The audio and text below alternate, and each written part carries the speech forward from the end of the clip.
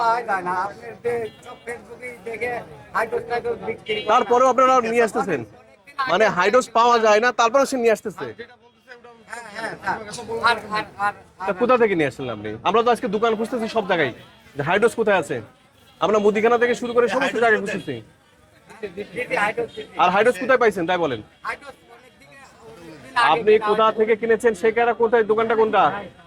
আমি তো স্যার কিনিনি তো, বুঝলেন। আচ্ছা বুঝতে পারছি, উনি বলবেন না, দেন জরিমানা দেন।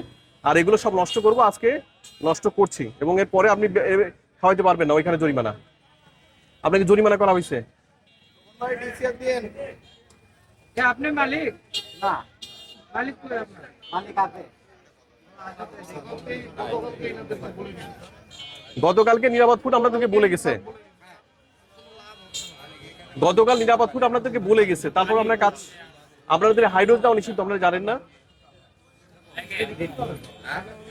আর আর দোকানে নাই। হাইড্রোস দিলেন কেন এটাতে, জিলাপিতে? আমরা বাসি বাসি খাবি।